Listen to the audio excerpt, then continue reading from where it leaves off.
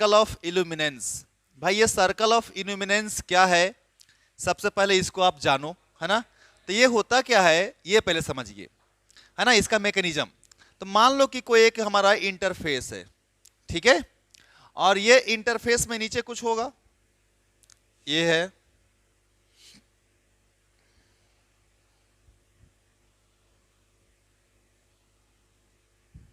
मान लो ये ग्लास है या कोई वाटर है, ओके, और यहां पे हम कोई ऑब्जेक्ट को रख दिए हैं, ठीक है। मान लीजिए एक बल्ब जला दिए हैं, आप ऑब्जेक्ट को रख दिए हैं इन द सेंस एक बल्ब जला दिए, ठीक है। और अगर इस बल्ब को तुम ऑन करोगे तो इस बल्ब से रे निकलेगा, ठीक है, या फिर अगर कोई कि ऑब्जेक्ट होगा तो उससे भी रे निकलेगा।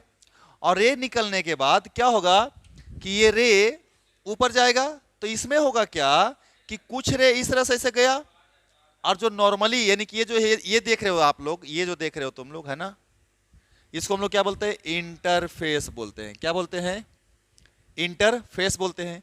तो क्या होगा कि यहां से जो रे आएगा सीधे, यानी जो नॉर्मली आएगा वो तो सीधे निकल जाएगा, लेकिन मान लो कि कोई रे अगर इधर से ऐसे जाता है तो यहां पे जाकर के क्या हो जाएगा, दूर चला जाएगा, अवे चला जाएगा कि नहीं चला जाएगा। उसी तरीके से और मान लो कोई एक रे गया दूर, है ना, और थोड़ा सा इधर गया भाई तो यहां पे पहुंचा, है ना, और यहां पे पहुंचा तो ये क्या होगा कि इस तरह से इसे पार कर गया, यानी ग्रेज कर गया, ठीक है, क्या कर गया, ग्रेज कर गया, ओके, यानी सरफेस पे टकरा चला गया। यानी यहाँ पे देखा जाए तो ये हमारा अगर आई है, ये हमारा आर है, और यहाँ पे अगर देखोगे तुम तो आर की वैल्यू कितनी हो गई है, 90 डिग्री हो गई है। अब सोचो जरा कि अगर ये आर की वैल्यू 90 डिग्री हो जाए, उस समय जो ये इंसिडेंट एंगल होता है इसको हम लोग क्रिटिकल एंगल बोलते हैं कि नहीं बोलते हैं, बिल्कुल बोलते हैं। अब अगर यहां के बाद यानी कि इसके बाद अगर कोई रे, समझ में आ रहा है बात, अगर इसके बाद अगर कोई रे इधर जाता है ये, तो इसका जो इंसिडेंट एंगल होगा वो क्रिटिकल से ज्यादा होगा, क्लियर है ना। तो क्या होगा ये, यानी कि अब ये इधर नहीं जाएगा, ये वापस इसी में आ जाएगा, समझ में आ रहा है बात।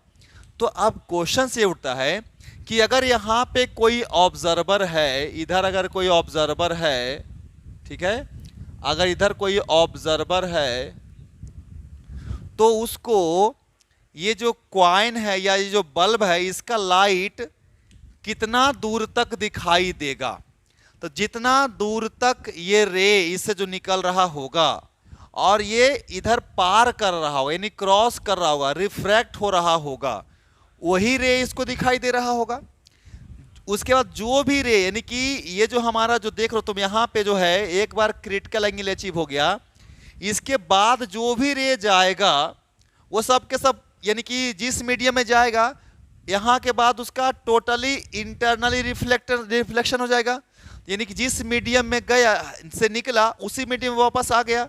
यानी कि बाहर जो है ये जो एयर है मान लेते हैं ना, तो एयर में तो इंटर नहीं किया ना, तो मतलब क्या कि यहीं तक, यानी यही रीजन तक जो है हमें यहाँ पे ब्राइटनेस दिखाई देगा। समझ में आ रहा है बात। अच्छा ठीक है, तो ये जो सरफेस तुम देख रहे हो बच्चा लोग, है ना, ये जो सरफेस आप देख रहे हो ये तो सरफेस पूरा फ्लैट है।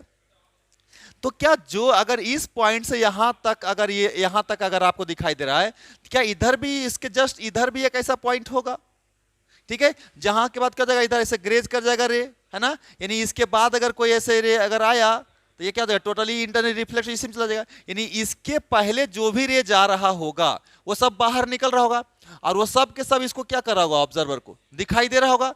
तो क्या होता है कि अगर इस रीजन से इस रीजन तक देखा जाए तो एक आपका एक गोल ऐसा इस तरीके से एक सर्कल आपका बनेगा किस पे, एक सतह पे ऐसे। क्यों, क्योंकि मान लो ये अगर सतह है बच्चे और अगर नीचे कोई भी ऑब्जेक्ट है, यहां से रे निकल रहा है, जस्ट ऐसे फूल की तरह से निकलेगा, इधर भी निकलेगा, इधर भी निकलेगा, इधर भी निकलेगा, इधर भी निकलेगा। समझ में आ रही बात को। तो अगर चारों तरफ निकलेगा तो इस सरफेस पे एक ऐसा एक ब्राइटनेस सर्कल दिखाई देगा और उसके बाद सब रे क्या हो चुका होगा, टोटली इंटरनली रिफ्लेक्ट हो चुका होगा, यानी कि वाटर के अंदर या ग्लास के अंदर ही चला गया होगा। तो ग्लास के बाहर कहां तक रे निकला होगा, इस और इस रीजन के पहले वाला, यानी कि ये चारों तरफ इधर इधर इधर इधर इधर इधर, यानी चारों तरफ ऐसे निकला होगा। तो ये एक जो सर्कल जो हमें सरफेस पे दिखाई देगा ब्राइट कलर का, जहां तक रे बाहर निकल रहा है और ऑब्जर्वर को दिखाई दे रहा है, ठीक है, इसी सर्कल को हम लोग बोलते हैं सर्कल ऑफ इल्यूमिनेंस, ठीक है।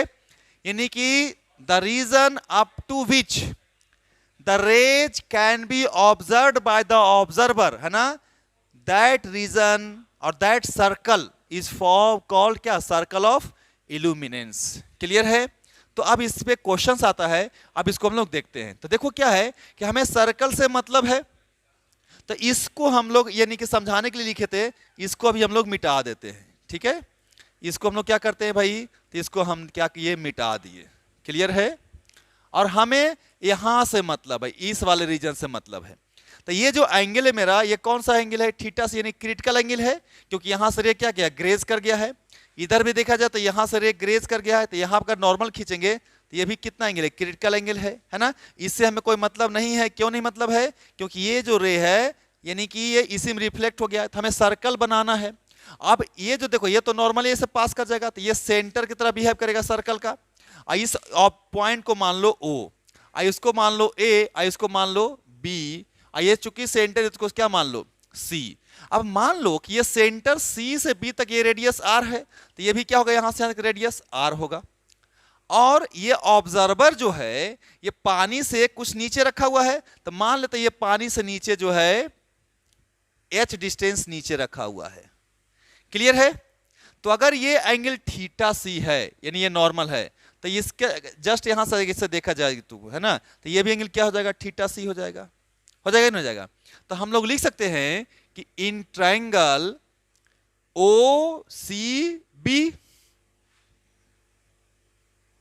क्या लिखेंगे भाई, ये रेडियस है और ये हाइट है पता है मेरे को, तो क्या हो जाएगा, tan theta perpendicular by base, यानी कि tan theta C is equal to, perpendicular की जगह पर क्या है, एंगल के सामने R है और बेस में क्या है, H है। चलो भाई H हो गया यहां पे, ठीक है। चलो ये तो tan थीटा C की वैल्यू आ गई, हमें रेडियस निकालना, ये ध्यान रखें। तो यहां पे हो क्या रहा है, रिफ्रैक्शन, तो वो भी लिख सकते हैं हम लोग, है ना, क्या भाई, कि फॉर रिफ्रैक्शन क्या लिख सकते हैं, μ1 into sine I is equal to μ2 into sine R। यहां पे बताओ, जिसमें ऑब्जेक्ट है उसको μ1 बोलेंगे, और जहां पे ऑब्जर्वर है उसको क्या बोलेंगे, μ2 बोलेंगे। तो यहां पे देखो, तो μ1 किसका है, मीडियम है, उसको कुछ मान लो μm भाई मीडियम के लिए, और μ2 क्या है मेरे को, एयर है, तो उसका क्या हो जाएगा, रिफ्रैक्टिव 1 हो जाएगा। और हमें सर्कल यहां तक चाहिए, तो इस जगह पे R की वैल्यू क्या है, तो R की वैल्यू कितनी है, 90 डिग्री है। तो यहाँ पे तो I किसके बराबर हो जाएगा भाई, तो थीटा C के बराबर हो जाएगा।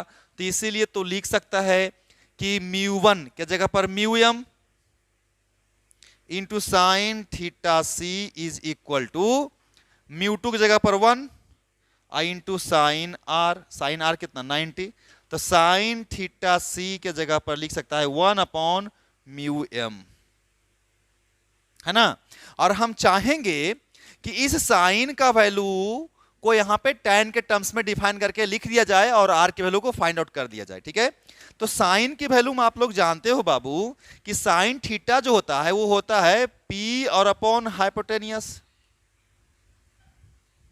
है ना, तो परपेंडिकुलर और हाइपोटेनियस। जबकि tan की वैल्यू परपेंडिकुलर बाय बेस होता है, तो यहां से हम बेस निकाल सकते हैं, तो यहां से बेस हम निकाल देते हैं। तो बेस क्या होता है, अंडर रूट हाइपोटेनियस का स्क्वायर माइनस परपेंडिकुलर का स्क्वायर। मतलब कहने का बाबू कि परपेंडिकुलर की जगह पर μm है, तो म्यू ऑफ m का स्क्वायर माइनस परपेंडिकुलर 1 है तो 1, है ना। ये क्या निकल गया, बेस निकल गया। तो अगर बेस निकल गया है तो यहां पे तुम इसीलिए tan थीटा C के जगह पर लिख सकते हो परपेंडिकुलर अपॉन बेस। परपेंडिकुलर कितना है बाबू, 1 है। इस वाले से हम निकालना चाह रहे हैं, उसको भूल जाइए आप। तो परपेंडिकुलर इसमें कितना है, 1 है तो 1, और अपॉन बेस कितना निकाले हैं बाबू, तो मीडियम का रिफ्रैक्टिव इंडेक्स का स्क्वायर -1, यही क्या है मेरा tan थीटा c। अगर मैं इसको 2 बोल दूं और इसको क्या बोल दूं 1, है ना, तो 1 और 2 से हम लोग चल सकते हैं आगे, ठीक है। तो भाई हम लोग जो है 1 और 2 की सहायता से इसका रेडियस क्या करेंगे, इजीली फाइंड आउट कर लेंगे। तो कैसे करेंगे भाई, तो लिखेंगे हम लोग कि फ्रॉम इक्वेशन 1 एंड 2, तो वहां से tan थीटा सी क्या है r/h, और यहां पे tan थीटा सी क्या निकाले बाबू, तो tan थीटा सी क्या निकाले 1/1 अंडर रूट म्यू एम का स्क्वायर -1, तो यानी r की वैल्यू आ गई बाबू h, यानी कि इधर चला गया, और upon under root mu M का स्क्वायर -1, यही रेडियस आ गया, यही क्या आ गया, रेडियस आ गया, ठीक है। और इस रेडियस की सहायता से आप इसका एरिया भी क्या कर सकते हैं, फाइंड आउट कर सकते हैं। क्लियर है। अच्छा अब यहां पे देखो इसमें क्वेश्चंस क्या आएगा, तो क्वेश्चंस ये आ सकता है कि ये हाइट दिया रहे और ये रिफ्रैक्टिव इंडेक्स मीडियम का दिया रहे, अब पूछे कि भाई इसका रेडियस यानी कितना दूर तक दिखाई देगा, या रेडियस कितना होगा, या फिर इसका एरिया पूछ सकता है, या फिर ये रेडियस को दे दे और हाइट दे दे और रिफ्रैक्टिव इंडेक्स निकालने बोले, या फिर कुछ और भी बोल सकता है। समझ में आ रहा है बात। तो इसी में से आपको क्वेश्चंस बहुत सारा घुमा सकता है, ठीक है। चलो हम लोग एक दो क्वेश्चंस इसमें देख लेते हैं, है ना, बहुत आसान है, कोई भी इसमें दिमाग नहीं लगाना है। तो चलो देखते हैं भाई।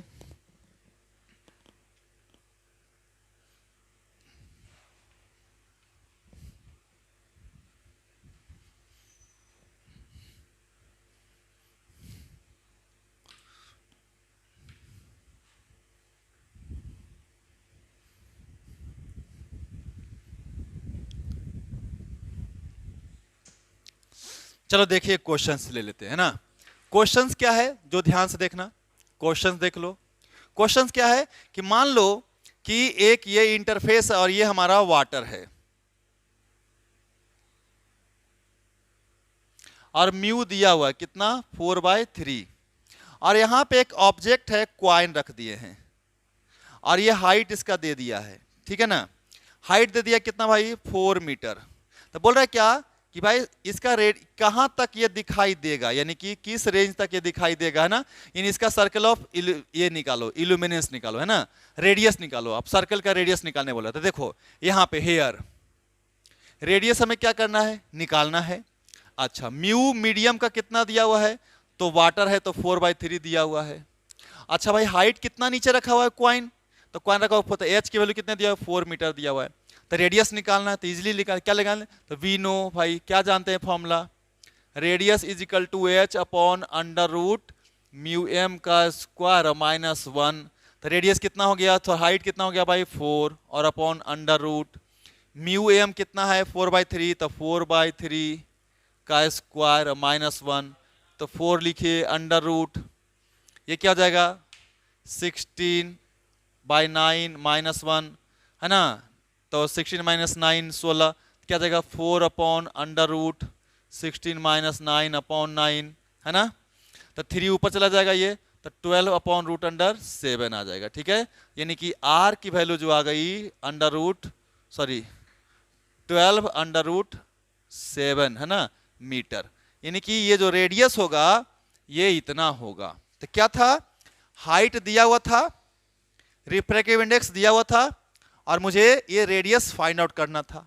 समझ में आ रही बात। तो बहुत सिंपल सा क्वेश्चन था ये, है ना। चलो एक और क्वेश्चन में आया हुआ है, अब वो क्वेश्चन क्या आया हुआ है उसको हम लोग देख लेते हैं, है ना। तो चलो भाई देखते हैं। क्वेश्चन ये था कि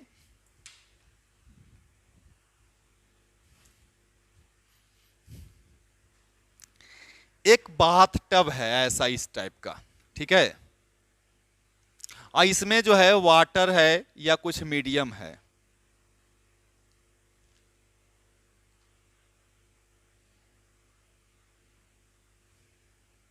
और यहां पे एक क्वाइन रखा हुआ है। समझना बात को, ये क्या है, क्वाइन रखा हुआ है, और कितना पानी भरा हुआ है, तो 4 मीटर पानी भरा हुआ है। आप बोल रहा है क्या कि यहां जो रे निकलता, सीधे जो रे निकलेगा तो सीधे चला जाएगा, और ये जो यहां से जो मैक्सिमम जो निकलता है यहां तक, इसके बाद ये ग्लेज कर जाता है, ठीक है। तो ये जहां से ग्लेज करना शुरू होता है, यानी ग्लेजिंग हो रहा है जो है, तो ये जो डिस्टेंस दिया हुआ है ये 3 सेंटीमीटर दिया हुआ है, और ये 4 सेंटीमीटर है। इसका रिफ्रैक्टिव इंडेक्स दिया नहीं है, ठीक है, समझना, इसका रिफ्रैक्टिव इंडेक्स नहीं दिया है, लेकिन ये डिस्टेंस दे दिया है कि भाई इसके बाद जो है ये ग्रेज कर जाएगा। तो एक तरीके से बोल रहा है क्या, आप पूछ रहा है क्या कि क्वेश्चन में कि फाइंड द रिफ्रैक्टिव इंडेक्स नहीं पूछ रहा है, स्पीड ऑफ रे इन द मीडियम, है ना, speed of ray coming out from coin in the medium, यानी ये मीडियम से जो ये रे निकल रहा है ना, इसका स्पीड कितना है ये तुमसे पूछ रहा है, और ये एयर है। तो सोचो जरा सा, इस क्वेश्चंस को क्या किया, कुछ नहीं किया है ना, सिर्फ घुमा दिया है, बाकी सब कुछ डेटा वही है, थोड़ा सा सिर्फ है क्या कि भाई म्यू नहीं पूछ करके म्यू के सहायता से जो स्पीड निकालते हैं उसको पूछ दिया है, यानी कि स्पीड ऑफ रे इन द मीडियम। तो क्या करेंगे हम, सोचो जरा कि यही नहीं कि यहां सीधे रे जाएगा, परपेंडिकुलर सीधे निकल जाएगा, और यहां से गया तो ग्रेज कर गया, तो भाई यही हमारा रेडियस के बराबर होगा, यही ना हमारा सर्कल का होगा, सर्कल का रेडियस होगा आर। तो यानी कि कुछ नहीं, रेडियस दिया हुआ है, हाइट भी दिया हुआ है। तो सोचो जरा से, इस क्वेश्चन को बनाने के लिए क्या करेगा तू, सॉल्यूशन करेगा। तो क्या करेगा सॉल्यूशन में, गिवन क्या क्या है बताओ मेरे को।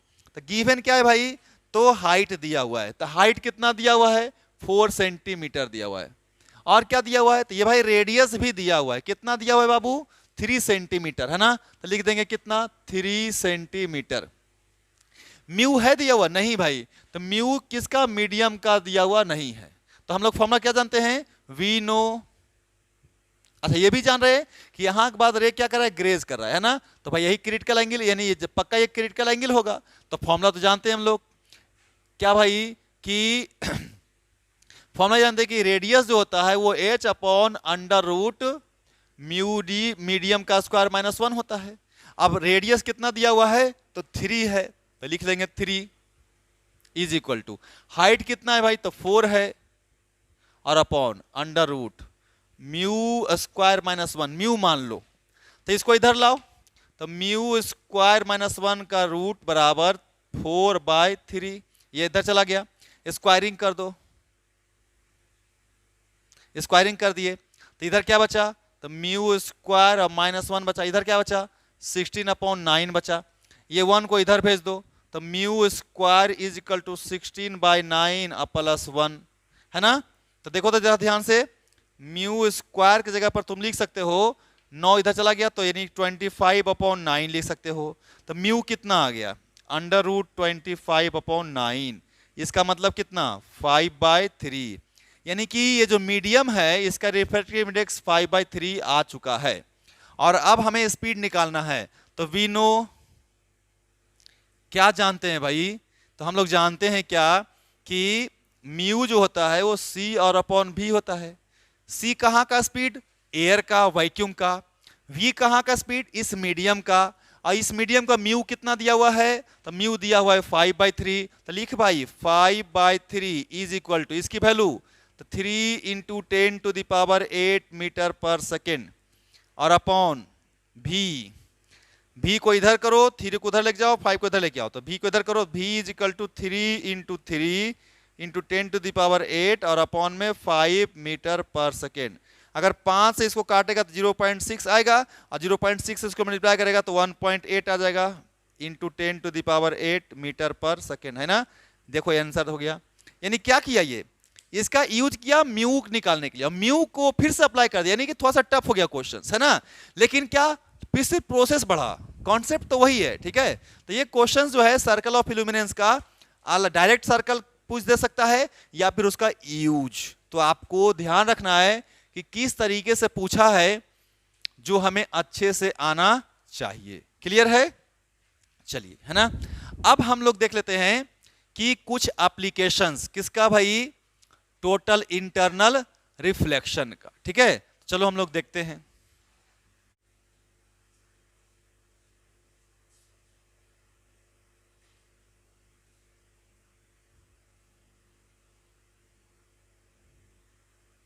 TIR का तो एप्लीकेशंस क्या है बच्चे, है ना, जो समझना ध्यान से। तो पहला तो ये है कि आप लोग मिराज का फॉर्मेशन जानते होंगे। ठीक है, तो मिराज का जो फॉर्मेशन होता है, जिसको आप लोग क्या मृग छाया मृगमक्ष का क्या बोलते हो, है ना हिंदी में, तो क्या है ये समझते हो, है ना इसको। तो ये भी आपका टोटल इंटरनल रिफ्लेक्शन के कारण ही होता है। और इसका कॉन्सेप्ट क्या है, बहुत ही आसान है। ये कब हमके नजर आता है, मेनली हॉट सीजन में, गर्मी के दिनों में। होता क्या है जो देख लो, मान लो कि ये हमारा सरफेस है। अब सरफेस के ऊपर क्या है, ये हवा है, ये एयर है। अब जब इन हॉट सीजन क्या होगा, इन हॉट सीजन, ठीक है, मान लीजिए यहां पे कोई एक पेड़ है,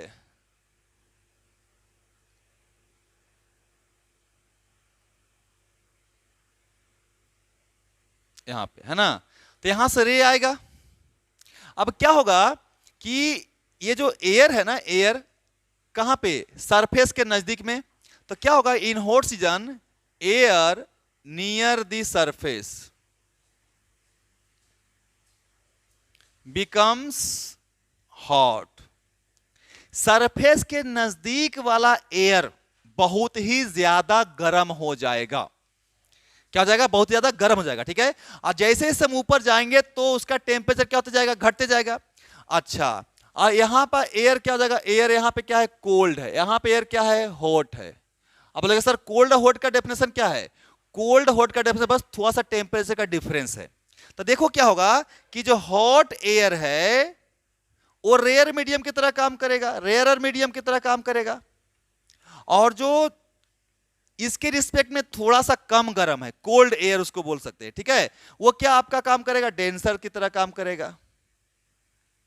फिर से समझो बात को, है ना, बस समझना है, एक बार लॉजिक लगाना है कि जो सरफेस के कांटेक्ट में एयर है, बहुत पतला सा लेयर बनेगा, एकदम थीन, नेकेड आइज आपको दिखाई नहीं देगा। ठीक है, लेकिन आप कभी कभी बहुत दूर से जब देखेंगे तो लगेगा आपको कि सरफेस के नजदीक वाला एयर तैर रहा है ना, तो तैरता नहीं एक्चुअली में, वो बहुत ज्यादा हॉट हो जाता है, इसलिए हमको वो ऐसा नजर आता है। ठीक है, तो सरफेस के नजदीक का जो एयर है वो बहुत ज्यादा हॉट हो जाएगा, तो हॉट एयर को हम लोग क्या बोलेंगे, रेयर मीडियम बोल देंगे, और कोल्ड एयर को क्या बोल देंगे हम लोग, तो डेंसर मीडियम बोल देंगे। तो भाई इससे क्या होगा भाई रेयर मीडियम से, तो देखो यहां जो ऑब्जेक्ट जो हमारा है, इसका जो रे आएगा, ठीक है, तो अगर ये जो रे आएगा, ये तो डेंसर से रेयर में आ रहा है, तो इस पॉइंट पे क्या होगा कि अगर ये एंगल क्रिटिकल के बराबर है, जाकर क्या हो जाएगा, रिफ्लेक्ट हो जाएगा। अगर ये एंगल क्रिटिकल के बराबर है तो क्या हो जाएगा, रिफ्लेक्ट हो जाएगा। अगर ये क्रिटिकल से ज्यादा है, ठीक है, यानी क्रिटिकल से ज्यादा है, तो और ज्यादा रिफ्लेक्ट हो जाएगा, ये है ना, यहां से इधर चला जाएगा। ठीक है, तो क्या होगा कि फिर ये इधर तो कहीं मिलेगा नहीं दोनों, तो इसको हम पीछे बढ़ाएंगे तो पीछे कहीं मिलेगा इधर जाकर के। समझ में आ रहा है बात को, तो यहां पे इसका क्या बनाएगा, इसे इस तरह से, है ना, इस तरह से इसका क्या बना देगा, इमेज बना देगा। तो हमको क्या होता है कि इस रोड के अंदर, है ना, रोड के नीचे मतलब क्या होता है हमें, यानी इस ऑब्जेक्ट का इमेज दिखाई देता है ना। तो इसी फॉर्मेशन को बोलते हैं मिराज का फॉर्मेशन। क्लियर है, अब बात ये समझ में आया कि ये क्या है। तो यहां पे देखो क्या हुआ, यहां पे हुआ TIR, मतलब टोटल इंटरनल रिफ्लेक्शन। कहां पे, इंटरफेस पे। किसका इंटरफेस है, जो इंटरफेस है मेरा, इंटरफेस किसका है, हॉट एयर का एंड कोल्ड एयर का। इंटरफेस किसका है बाबू, हॉट एयर का और कोल्ड एयर का, है ना। हॉट एयर क्या बोलेंगे हम लोग, रेयर मीडियम, कोल्ड एयर क्या बोलेंगे, डेंसर मीडियम। हॉट एयर कहां वाला होगा, सरफेस के नजदीक वाला होगा। ठीक है, तो यहीं पे अगर मेरा ये ऑब्जेक्ट से जो ये निकल रहा है, अगर जो जो रे क्रिटिकल एंगल्स के ज्यादा पे आएगा, उन सभी का टोटल इंटरनल रिफ्लेक्शन हो जाएगा और ये इसका एक इमेज बना देगा यहां पे, तो हमको ये पानी की तरह महसूस होगा, जबकि ऐसा होता नहीं है। क्लियर है? तो यही था आपका क्या चीज, मिराज का फॉर्मेशन। क्लियर है? चलो, तो बहुत आसान है ये, है ना। इसको आप लोग अपने लैंग्वेज में लिख भी सकते हो, है ना। बस इसका एप्लीकेशन है, ऑब्जेक्टिव में आता है कि भाई मिराज फॉर्मेशन में कौन सा प्रिंसिपल अप्लाई होता है ना, तो TIR होता है। क्लियर है? चलो, बहुत अच्छी बात है, TIR हो गया। अब हम लोग इसका दूसरा एप्लीकेशन देखते हैं। तो दूसरा एप्लीकेशन आपका होता है फाइबर ऑप्टिक्स में।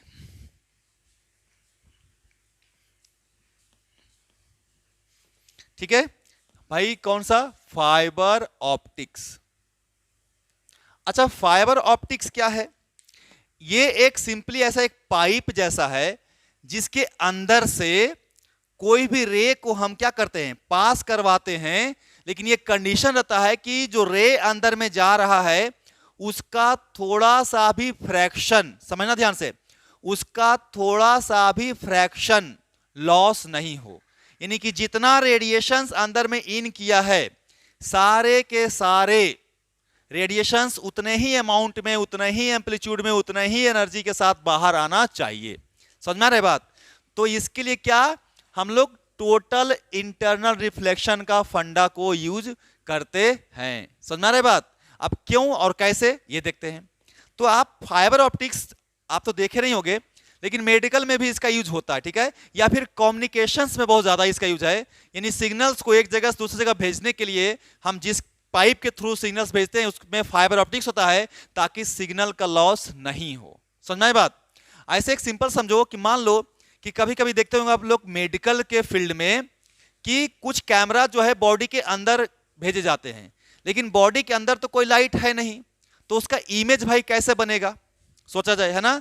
तो अगर उसका इमेज मुझे स्क्रीन पे देखना है तो वहां पे भी आपका फाइबर ऑप्टिक्स का यूज होता है। यानी कि लाइट जो है, जो कैमरा है उसके अंदर, उस पाइप के अंदर लाइट भेजा जाता है ना, ताकि वो जो है आपका क्या पूरा इमेज अच्छे से उसको दिखा सके। तो फाइबर ऑप्टिक्स का मतलब क्या हुआ भाई, ये एक ऐसा पाइप जिसमें अगर हम कोई भी लाइट को भेजें तो लाइट का कोई भी फ्रैक्शन लॉस नहीं होना चाहिए। ठीक है, अब इसका स्ट्रक्चर कैसा होता है, तो मान लो देखो ये पाइप है, समझ में आया बात। और ये जो है इसके ऊपर एक और लेयर होता है ना, एक और इसका लेयर है, ये दूसरा लेयर है। ठीक है, यानी कि अगर ये एक पाइप है, इसके ऊपर एक और लेयर हम चढ़ा दे किसी चीज का ना, तो उसको बोलते हैं दूसरा, मतलब कि एक और लेयर। ठीक है, अब देखो जो इनर पार्ट है इसको बोलते हैं कोर, और ये जो आउटर पार्ट इसको बोलते हैं क्लैडिंग। ठीक है, तो क्या होता है कि फिर से समझना, हमारा जो यही हमारा जो है पार्ट है, इसी से हमारा, यानी यहां से लाइट ऐसे इन किया है, और हम चाहते हैं कि ये लाइट, ये देखो ये क्लैडिंग ये भी रिफ्लेक्ट कर सकता है यहाँ, यानी यहाँ पे अगर हम देखें ये हमारा आई है, तो यहाँ से क्या हो सकता है, ये रिफ्लेक्ट हो सकता है ना। तो म्यू जो कोर का होता है वो ज्यादा होता है किससे, म्यू किससे, क्लैडिंग से। मतलब क्या कि कोर कौन सा मीडियम हो गया भाई, तो कोर जो है वो डेंसर मीडियम है, और ये क्लैडिंग कौन सा मीडियम हो गया भाई, तो ये जो है हमारा रेयर मीडियम हो गया। समझ में आए बात को? तो जब हमारा ये रे जो इन किया, तो ये कोर से कहां जा रहा है, क्लैडिंग में जा रहा है। तो कोर कौन सा मीडियम है, डेंसर, क्लैडिंग कौन सा मीडियम है, रेयरर। तो भाई यहां पे अगर ये एंगल को हम क्रिटिकल एंगल के बराबर कर दें, तो पक्का ये जो रे बाहर जो जा रहा था वो बाहर जाकर के इधर रिफ्लेक्ट हो जाएगा। यानी कि जितना भी रे क्रिटिकल एंगल या क्रिटिकल एंगल से ज्यादा इन करेगा, उन सारे के सारे रे का क्या हो जाएगा, टोटल इंटरनल, यानी पाइप के अंदर ही रह जाएगा टोटल इंटरनल रिफ्लेक्शन होकर के। तो रिफ्रैक्शन नहीं होगा, और जब रिफ्रैक्शन नहीं होगा तो बाहर रे नहीं जाएगा, तो रे का कोई भी लॉस नहीं होगा। समझ में आ रहा है बात? तो ये प्रिंसिपल हम लोग कहां यूज किया जाता है, फाइबर ऑप्टिक्स में। ठीक है भाई, क्या फाइबर ऑप्टिक्स में कोर होता है और क्लैडिंग होता है। कोर का रिफ्रैक्टिव इंडेक्स ज्यादा होता है किससे, क्लैडिंग से, और रे को हम इतने एंगल पे भेजते हैं ताकि उसका जो क्रिटिकल एंगल पे इन करे, है ना। ऐसे इसका एक और नाम है जिसको बोलते हैं एक्सेप्टेंस एंगल, है ना। इसमें और आगे जब आप पढ़ेंगे, कभी इंजीनियरिंग करने जाएंगे तो फिर आप लोग पढ़ेंगे न्यूमेरिकल अपर्चर, तो इसमें बहुत सारा डिटेल्स है। ठीक है, अभी हम लोग को मतलब नहीं है, हम ये ध्यान रखना है कि जैसा ही कोर क्लैडिंग का जो इंटरफेस है, यहां पे जो रे इंसिडेंट होना चाहिए उसका एंगल ऑफ इंसिडेंस क्या होना चाहिए, क्रिटिकल एंगल के बराबर या उससे ज्यादा होना चाहिए। यानी कि ray incident on the interface of core and cladding must be greater or equal to critical angle। क्यों? ताकि टोटल का टोटल रे टोटली इंटरनली रिफ्लेक्ट हो जाए और कोई भी रिफ्लेक्ट नहीं हो तो कोई भी सिग्नल का लॉस, कोई भी डेटा का लॉस नहीं होगा। ठीक है, तो यह है दूसरा एप्लीकेशन क्या चीज में, फाइबर ऑप्टिक्स में। ठीक है, और इसका एक तीसरा एप्लीकेशन भी है, आप लोग डायमंड का नाम सुने होंगे। डायमंड को इस तरीके से कट कर किया जाता है कि उससे कोई भी रे, ठीक है ना, बाहर नहीं निकलता, इसलिए डायमंड आपको हर तरीके से क्या होता है, चमकीला नजर आता है। ठीक है, तो आपका जो ब्राइटनेस जो है या स्पार्किंग जो है, आपका स्पार्कलिंग, ठीक है, किसका, ऑफ डायमंड, वो भी किसके कारण है, due to total internal reflection. ठीक है, तो बस कुछ नहीं, मिराज का फॉर्मेशन किसके कारण, टोटल इंटरनल रिफ्लेक्शन के कारण। फाइबर ऑप्टिक्स में सिग्नल कैसे क्यों फ्लो होता है बिना लॉस का, तो भाई क्यों, तो क्यों वहां भी टोटल इंटरनल रिफ्लेक्शन होता है। डायमंड क्यों ब्राइटनेस ज्यादा है, चमकीला ज्यादा चमकता है हर तरह से, उसका देखो उसका कटिंग पे निर्भर करता है, इसलिए डायमंड का कटिंग बहुत मैटर करता है। अगर मान लो गलत एंगल पे कटिंग हो गया तो उसका जो शाइनिंग है, उसका जो वैल्यू है वो कम हो जाएगा। ठीक है, और उसका जो कीमत है ये कटिंग पे ही डिपेंड करता है। तो इस तरह से कट किया जाता है ताकि उसका जो हर एक एज पे जो क्रिटिकल लाइट जाए तो क्रिटिकल एंगल पे इंसिडेंट हो। समझ में आ रहा है बात, क्लियर है। अब हम लोग क्या पढ़ने वाले हैं, अब हम लोग इसके टोटल इंटरनल रिफ्लेक्शन का कॉन्सेप्ट क्या हो चुका है, खत्म हो चुका है। अब हम लोग इसमें क्वेश्चंस बाद में करेंगे। ठीक है, अब हम लोग पढ़ते हैं क्या भाई, एपेरेंट डेप्थ और नॉर्मल शिफ्ट। ठीक है, चलो शुरू करते हैं। हम लोग हेडिंग लगा देंगे क्या भाई, apparent depth and normal shift. ठीक है, अच्छा देखो यहां पे बहुत इंपॉर्टेंट कॉन्सेप्ट इसलिए हो जाता है कि इसी कॉन्सेप्ट में आपको मिरर का भी यूज हो जाएगा। ठीक है, तो अगर मान लो मिरर भी यूज कर दिया तो रिफ्रैक्शन प्लस रिफ्लेक्शन दोनों हो जाएगा। तो सबसे पहले हमको क्या जानना पड़ेगा भाई, तो हमें जानना पड़ेगा पहले रिफ्रैक्शन वाला कॉन्सेप्ट, और तभी हम जान पाएंगे क्या चीज, रिफ्लेक्शन वाला। ठीक है, तो चलो हम लोग देखते हैं भाई क्या है कि एपेरेंट डेप्थ और नॉर्मल शिफ्ट।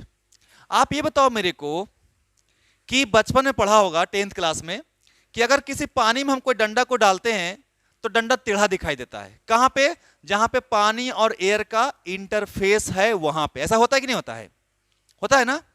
तो ये किसके कारण होता है, रिफ्रैक्शन के कारण होता है।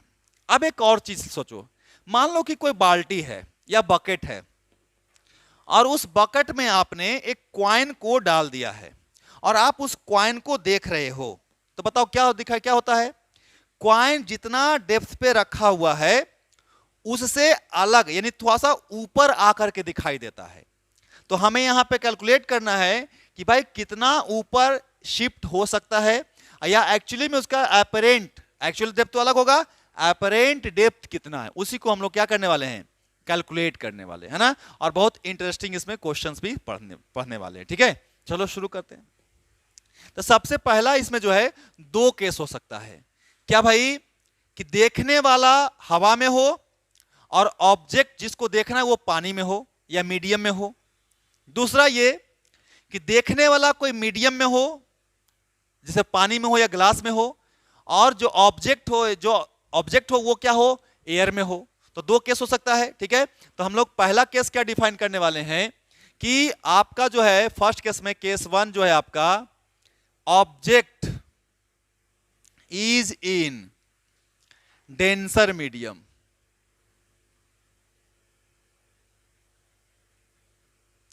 और ऑब्जर्वर जो है इज इन रेयरर मीडियम। ठीक है, तो बहुत आसान है, बहुत ही आसान है। ठीक है, देखो इधर मान लो कि ये हमारा एक मीडियम का इंटरफेस है, ये नीचे देखो मीडियम है,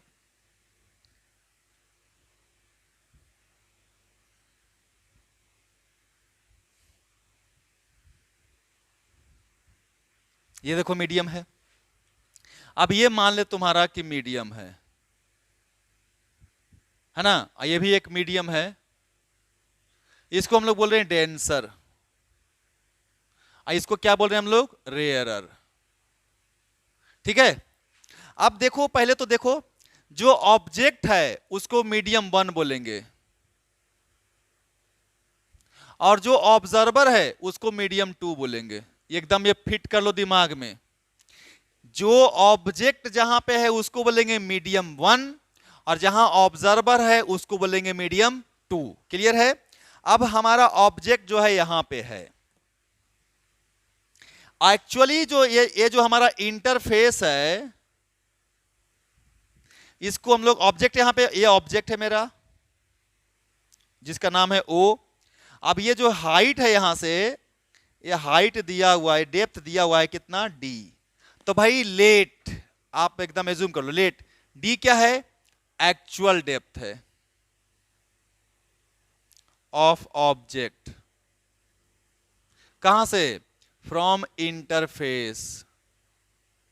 याद रहेगा कहां से, फ्रॉम इंटरफेस। अब क्या होगा, यहां से रे निकलेगा तो रे जाएगा भाई, है ना, ये मान लो रे आपका यहां से गया, एक तो रे सीधे जाएगा और सीधे बाहर निकल जाएगा। दूसरा रे क्या होगा बच्चे, यहां से गया, यहां पे मान लो टकराया, है ना, और यहां क्या जाएगा, फिर देखो ये डेंसर है और ये रेयर है, तो नॉर्मल से दूर, तो ये नॉर्मल यहां डालेंगे तो यही हमारा आई है, तो ये हमारा भाग गया इधर की तरफ, तो ये क्या हो जाएगा, आर हो जाएगा। अब देखो क्या होगा, यही रिफ्रैक्टेड रे है, तो यही हमारा, यानी यहां पे हम क्या है कि यहां पे अपना ध्यान जमा करके बैठे हुए हैं, और हम जो है इस क्वाइन को, इस ऑब्जेक्ट को हम देखना चाह रहे हैं।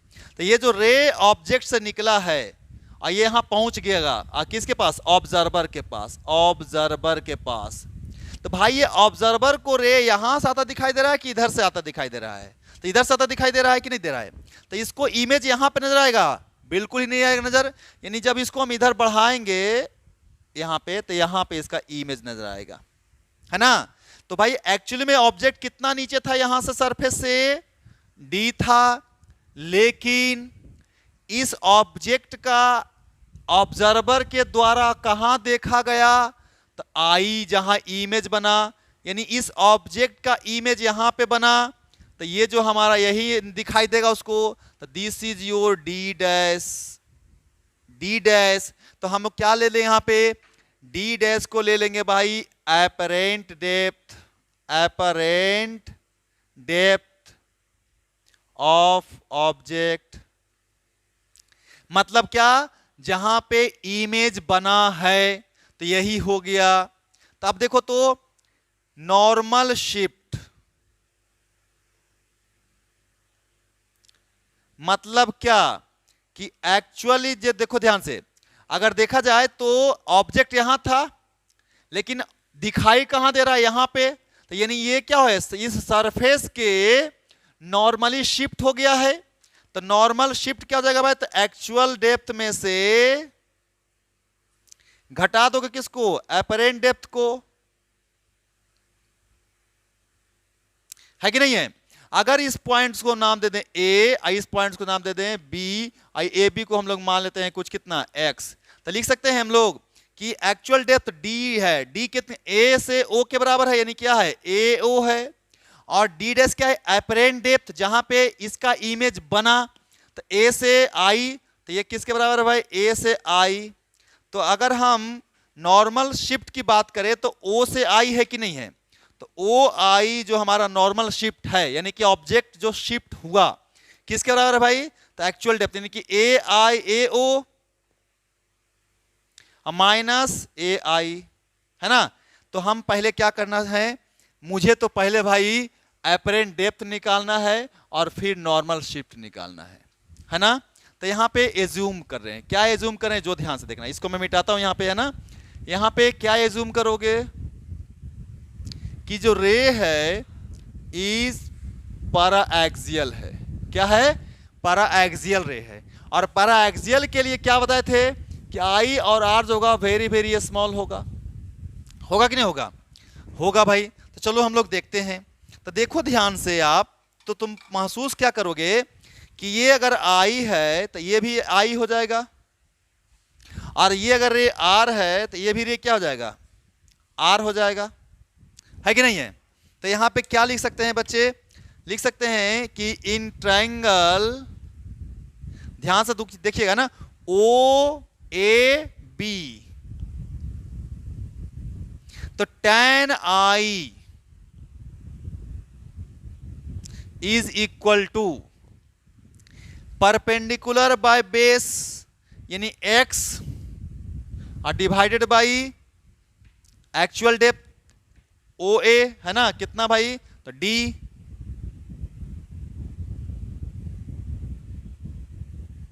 है ना। और उसके बाद क्या लिख सकते हो तुम?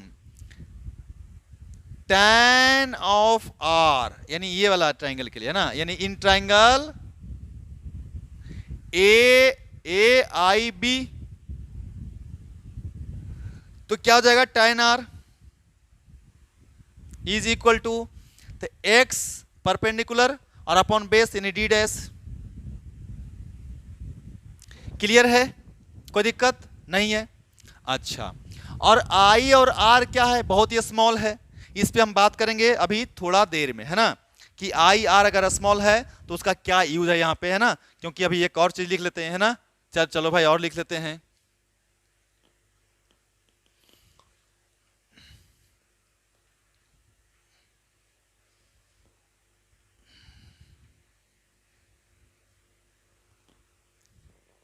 तो क्या लिख सकते हैं बाबू, बताओ मेरे को तुम। तो लिख सकते हैं ऑल्सो फ्रॉम स्नेल्स लॉ। क्या है स्नेल्स लॉ बताइए? तो भाई है μ1 into sine I is equal to μ2 into sine R, है कि नहीं है?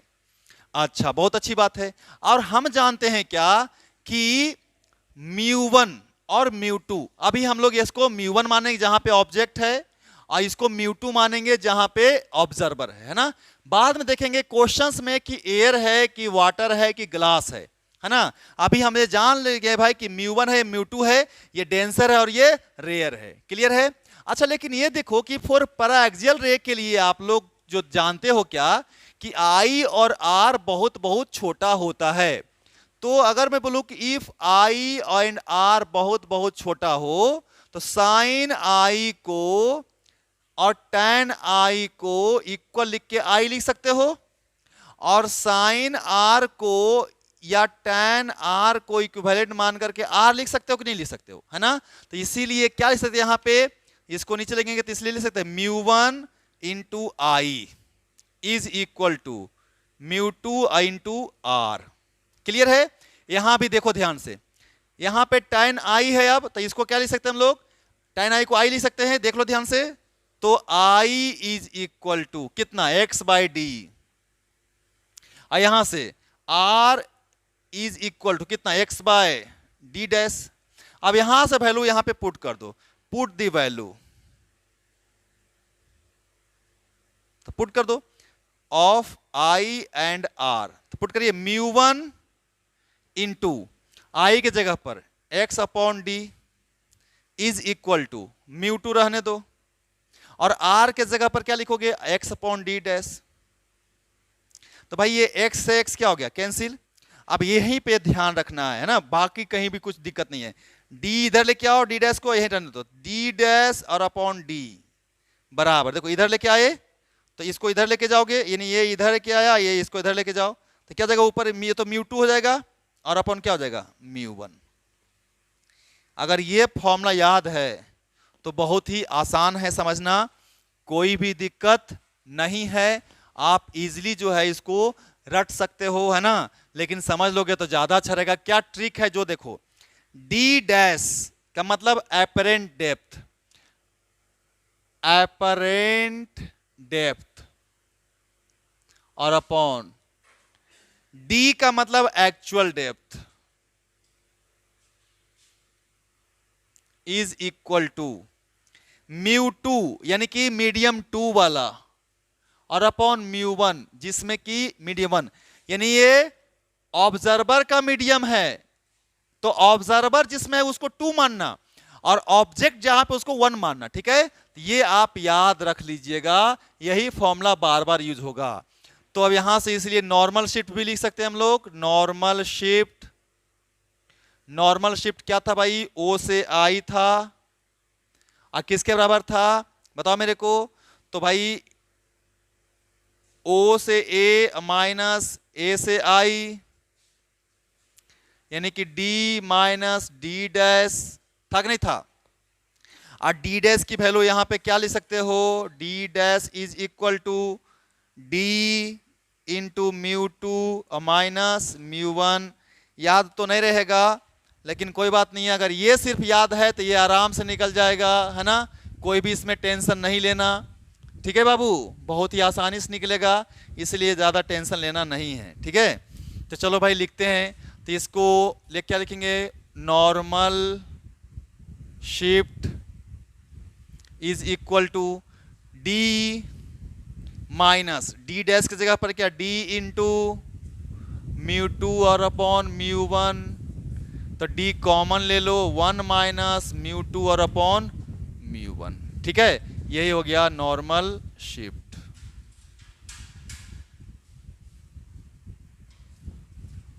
क्लियर है बाबू, कोई दिक्कत नहीं है। चलिए तो हम अब लोग क्या देखेंगे, अब हम लोग है ना, अब दूसरा देखेंगे, जब मेरा ऑब्जर्वर क्या चीज में होगा बताओ मेरे को, डेंसर में होगा और ऑब्जेक्ट कहां होगा, रेयर में होगा। ठीक है, चलो हम लोग देखते हैं। सर देख लीजिए उसको थोड़ा सा, सर फैयाज सर बंद नहीं हुआ है, कितना सेकंड हुआ है सर, हाँ हाँ मिनट, सर उसको ना बंद हो जाएगा 9:59 पे, तो इससे अच्छा है कि सर उसको रिज्यूम कर दीजिए, ज्यादा अच्छा रहे।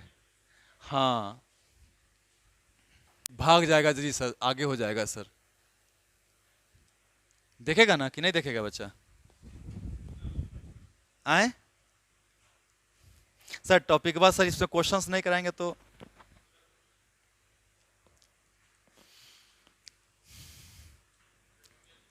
आए हो गया।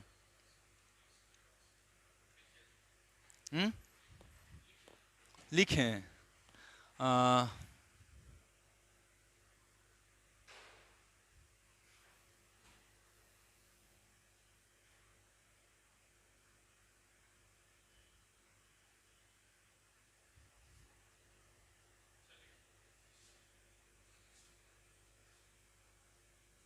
ठीक है। चलिए तो हम लोग अब दूसरा केस डिस्कस कर रहे हैं। क्या डिस्कस कर रहे हैं दूसरा केस भाई, कि जब ऑब्जेक्ट जो है वो किस में हो, रेयरर मीडियम में हो और ऑब्जर्वर कहां हो, डेंसर मीडियम में हो। यानी कि जिसमें ऑब्जेक्ट है वही मेरा म्यू वन होगा और जिसमें ऑब्जर्वर वो क्या होगा, म्यू टू होगा। तो यहां पे क्या हो गया भाई, यही देखो मेरा क्या क्या था, यही था मीडियम, है ना। डायग्राम में चेंज मत करो तुम, ठीक है, बस कॉन्सेप्ट को याद कर लो, एक बार कॉन्सेप्ट को समझ लो, अपने आप याद हो जाएगा, फिर कभी नहीं भूलोगे। ठीक है ना। तो ये मेरा जो है, अब देखिए यहां पे मेरा ऑब्जेक्ट है ना, और यहां पे ऑब्जर्वर है, तो ऑब्जेक्ट से रे ऐसे आया, सीधे चला गया, है ना। या इसको थोड़ा सा और ऐसे बनाओ, ये मेरा ऑब्जेक्ट है भाई। ऑब्जेक्ट कितना ऊंचा पे है, एच पे है, यानी कहां पे, कहां से, इंटरफेस। ये ध्यान रखना बाबू, हाइट या डेप्थ हम मेजर कहां से कर रहे हैं, तो जो दो मीडियम का इंटरफेस है वहीं से। तो ये मेरा ऑब्जर्वर है, सॉरी ऑब्जेक्ट है, ये क्या है मेरा ऑब्जेक्ट, तो ये हो गया म्यू वन, और भाई रे आया सीधे चला गया बिना कोई रिफ्रैक्शन का। लेकिन जैसे ही कोई एंगल पे रे यहां से आएगा तो यहां पे नॉर्मल डालेंगे, तो क्या होगा, ये रेयर से डेंसर में आ रहा है तो नॉर्मल की तरफ आएगा, इधर आएगा, ऐसे थोड़ा सा बेंड कर जाएगा यहां पे, है ना। तो ये हमारा आर हो जाएगा, ये हमारा क्या हो जाएगा, आई हो जाएगा। तो अब देखो ध्यान से कि अब ये इधर तो ये ऑब्जर्वर यहां पे है, तो ये हमारा ऑब्जर्वर यहां पे देख रहा है ना। लेकिन अब ये रे इसको यहां से इधर, यानी अगर ये होता तो इधर जाता, लेकिन यहां तो ये कहीं और आता दिखाई देगा, तो अब इसको हम पीछे बढ़ाएंगे तो पीछे बढ़ा देते हैं। यानी कि मेरे बच्चे यहां पे इसका इमेज बनेगा, बनेगा नहीं बनेगा, यानी कि और थोड़ा सा दूर बनेगा। तो ये जो हमारा है, ये हमारा ये इस सरफेस से क्या हो जाएगा, एच डैश हो जाएगा, हो जाएगा। तो एच क्या है मेरा, एक्चुअल हाइट है, किसका, ऑफ ऑब्जेक्ट का। और एच डैश क्या है बाबू, एपरेंट हाइट है, किसका, ऑब्जेक्ट का, जहां पे इमेज बन रहा है। तो कुछ नहीं, फिर से इसके लिए डिराइव करेगा, कुछ नहीं कर, ये अगर ये आर है तो ये आर हो जाएगा, ये आई हो जाएगा, है ना। कुछ डिराइव ही मत कर, वही याद रख। क्या याद रखना है बताओ मेरे को, एपरेंट, यहां पे डेप्थ है, यहां पे हाइट है, तो हाइट लिख दे, हाइट, और अपॉन एक्चुअल हाइट, और बराबर क्या बोले थे, म्यू टू बटे म्यू वन। लेकिन फिर से मेरे बाबू ध्यान कहां रखना तुम्हें, कि कौन म्यू वन है और कौन म्यू टू है। तो जो ऑब्जेक्ट है उसमें म्यू वन, और जो ऑब्जर्वर है उसको म्यू टू, याद रहेगा।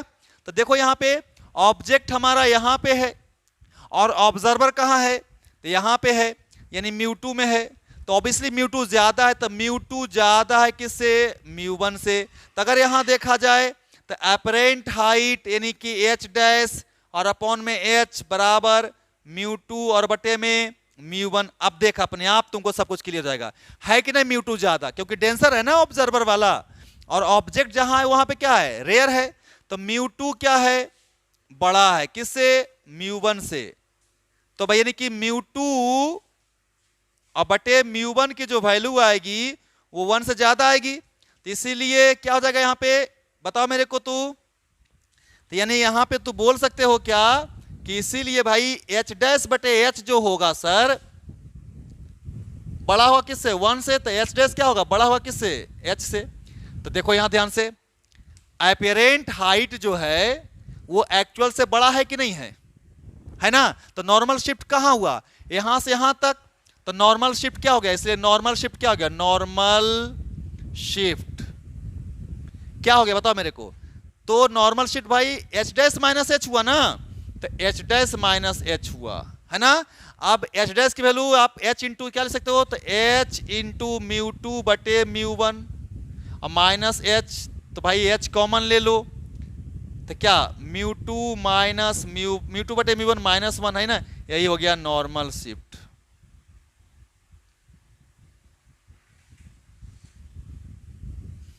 समझ में आ रहा है बात कि नहीं। तो ये हो गया मेरा नॉर्मल शिफ्ट, बहुत ही आसान है, कुछ भी दिमाग नहीं लगाना है ना, बहुत सिंपल तरीके से इसको आप समझ सकते हो। क्लियर है। तो भाई ये हमारा नॉर्मल शिफ्ट हो गया, किस केस में, जब ऑब्जेक्ट मेरा रेयर में हो और ऑब्जर्वर मेरा डेंसर में हो। समझ में आ रहा है बात। अब ये बोलेगा सर इसका यूज कहां है, तो एक तो हम लोग ऑब्जर्वर कर सकते हैं, और सबसे बड़ा तुमको जो है मैं बता रहा हूं मैं, एक क्वेश्चन आता है फिश का और बर्ड का। तो भाई फिश देखेगा बर्ड को कहां से, पानी के अंदर से, और बर्ड देखेगा फिश को कहां से, हवा से। समझ में आ रहा है बात। तो दोनों का वहां पे क्वेश्चंस भी आता है। समझ में आ रहा है बात। तो हम लोग एक क्वेश्चन इसका कर लेते हैं, और फिर हम लोग इसको और आगे चलते हैं। इस पे क्वेश्चंस करने के बाद और इसका क्या करेंगे, इमेज का स्पीड देखेंगे। यानी अब यहां पक्षी उड़ रहा है तो कितना स्पीड से नजर आएगा किसको, फिश को, या फिश अगर चल रहा है तो इस पक्षी को कितना स्पीड नजर आएगा ना। तो इसमें हम लोग वेलोसिटी भी पढ़ने वाले हैं। समझ में आ रहा है बात। लेकिन अभी हम लोग इसका कुछ क्वेश्चंस करते हैं, तो चलो क्वेश्चंस करते हैं।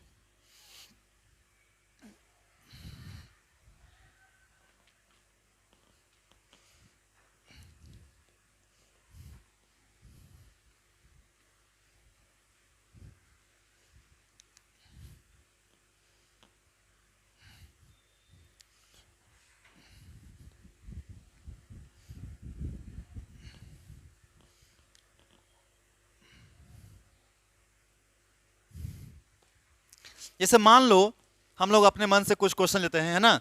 ये मान लिया कि एक सरफेस है, इंटरफेस है, ये है,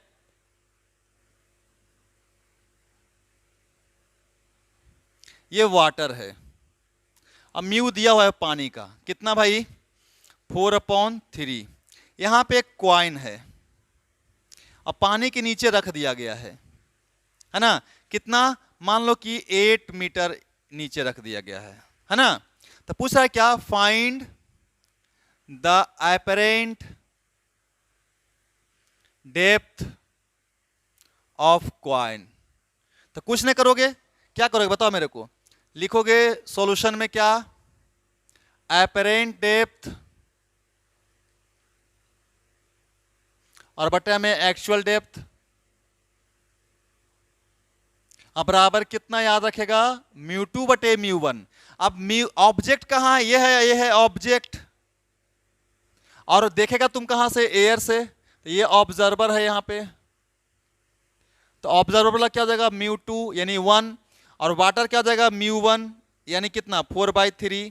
तो लिख ले यार, अपरेंट डेप्थ निकालना है तो भाई डी डैश ले लेंगे, एक्चुअल डेप्थ डी ले लेंगे, और लिखेंगे μ2 बटे μ1। हमें अपरेंट डेप्थ निकालना है तो लिखेंगे डी डैश।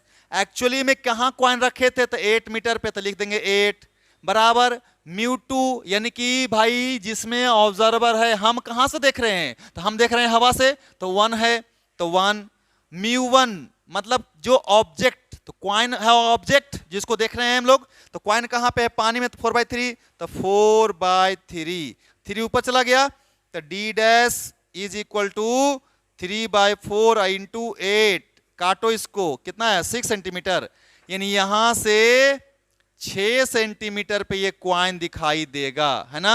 अगर पूछ दे कि नॉर्मल शिफ्ट बताओ, नॉर्मल शिफ्ट ऑफ क्वाइन, या तुमसे ये पूछे कि क्वाइन कितना ऊपर चला गया, तो भाई पहले कितना था 8 पे, और अब कितना पे है 6 पे, तो यानी कि d माइनस डी डैश बोले थे ना, तो भैया मेरे को 8 - 6 बराबर कितना, 2 सेंटीमीटर, यानी क्वाइन कितना ऊपर चला गया, 2 सेंटीमीटर। क्या बात कर रहे हो, क्वाइन चला गया, नहीं भाई कहीं नहीं गया है, हमको ऐसा अपीयर हो रहा है, अपरेंट लिखा हो ना, अपरेंट का मतलब जो तुमको अपीयर हो उसको बोलते हैं अपरेंट, समझ में आ रहा है बात। ऐसा कुछ नहीं, ये क्वाइन खिसक करके ऊपर चला गया है, समझ में आ रहा है बात। चलो एक और क्वेश्चंस कर लेते हैं, है ना, आसान आसान टाइप का, ताकि ये कॉन्सेप्ट अच्छे से समझ में आ जाए, है ना, इजी वे में। चलो करते हैं।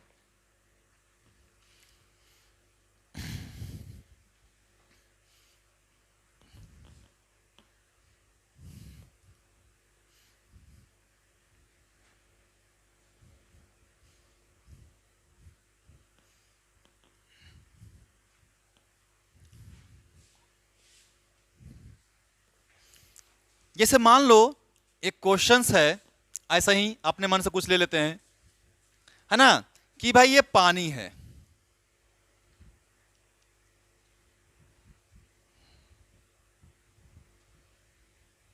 ठीक है। अब यहां पे क्या है, पानी में एक फिश है,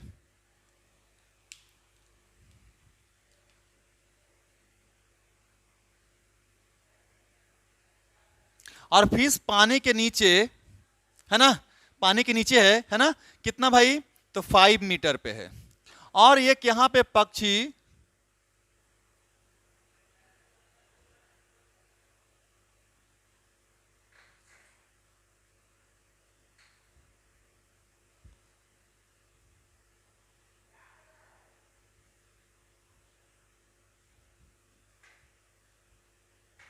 उड़ रहा है, ये बर्ड है, और बर्ड ऊपर, है ना, 15 मीटर के हाइट से उड़ रहा है, क्लियर है। तो पूछ रहा है क्या, कि find the distance between,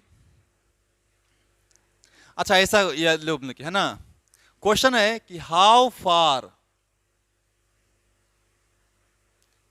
the fish appear for bird, और दूसरा में कर दो कि how far bird appear for fish. इसका वाटर का जो है म्यू दिया हुआ है 4/3। समझ में आया बात कि नहीं? बिल्कुल ही बहुत आसान है। लॉजिक लगाओ आंसर पाओ, नहीं लॉजिक लगाओ कोई आंसर ना पाओ। तो देख यहां ध्यान से, पहला क्वेश्चन कर, पहले पहला क्वेश्चन कर, सॉल्यूशन पहला कर। How far the fish appear for bird, यानी कि फिश कहां दिखाई देगा बर्ड को। तो फिश मेरा फिश को देखना है, तो फिश क्या हो गया मेरा ऑब्जेक्ट, और बर्ड क्या हो गया मेरा ऑब्जर्वर। समझ में आया बात? तो भाई ये देखेगा फिश को, तो इसको यहां से यहां तक एयर में तो 15 ही दिखाई देगा, लेकिन ये चूंकि पानी के अंदर है तो ये हमें दिखाई नहीं देगा। तो अपरेंट डेप्थ, तो ये यहां क्या निकालना पड़ेगा, पहले ये निकालना पड़ेगा और इसमें ये जोड़ना पड़ेगा। तो यहां क्या करेंगे, निकालना पड़ेगा कि अपरेंट डेप्थ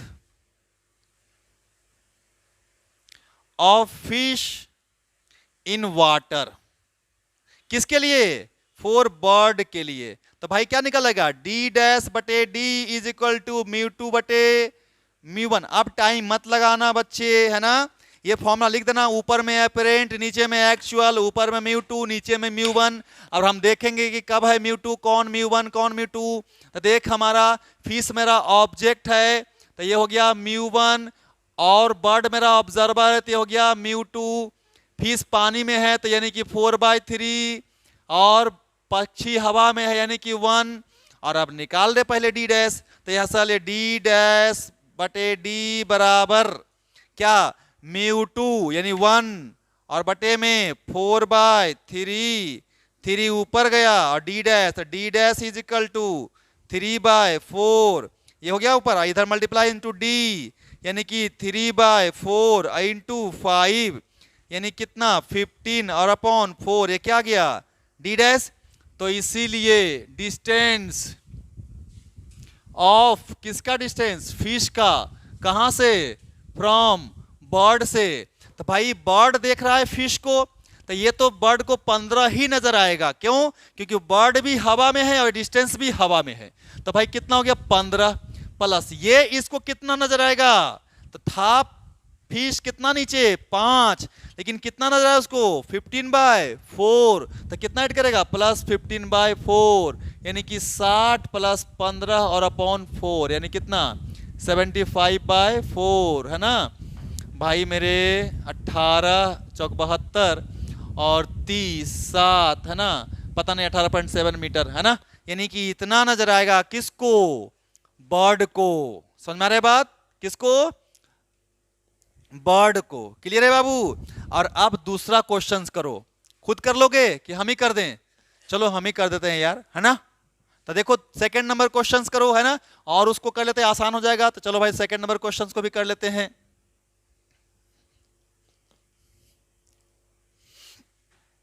सेकंड क्वेश्चन करो जी। सेकंड नंबर क्वेश्चन क्या है, how far bird appear for fish. तो ऑब्जेक्ट कौन है, बर्ड है, और ऑब्जर्वर कौन है भाई, तो फिश है। यानी कि बर्ड को देख रहा है कौन, मछली, कि कितना ऊंचा है, यानी कितना ऊंचा है ताकि हम भाग जाएं, और जो इसमें तेज हो गया वही बच जाएगा, और जो भोद रहा वो क्या हो जाएगा, पकड़ा जाएगा, है ना। तो देखते हैं, तो भाई फिश जो है हमारा ऑब्जर्वर है, तो भाई फिर से लिखेंगे क्या, कि देखो ये समझना बात को, मछली कहां, पानी में, ये डिस्टेंस भी कहां, पानी में। तब मछली को ये डिस्टेंस पानी में 5 ही दिखाई देगा, लेकिन ये डिस्टेंस 15 जो है हवा में है, तो मछली को ये 15 जो है ज्यादा नजर आएगा हवा में, है ना। तो हमें ये अपरेंट हाइट निकालना है, तो लिखेंगे, है ना, कि distance of bird in air, लेकिन किसके लिए, फॉर फिश के लिए। तो यानी कि तो लगाएंगे बाबू अपरेंट हाइट और अपॉन एक्चुअल हाइट बराबर कितना बोले थे, μ2 बटे μ1। अब देखो ध्यान से, यहां पे ऑब्जेक्ट बर्ड है, ये हो गया μ1, और हवा में है, ये हो गया फिश ऑब्जर्वर μ2, यानी कि पानी में है 4/3। तो यहां यूज कर ले। अपरेंट हाइट कहां पे, हवा में निकालना है, तो क्या लिखेंगे, और एच डैश और अपॉन एक्चुअल हाइट क्या है, एच कितना है 15 बराबर म्यू टू मतलब क्या भाई 4/3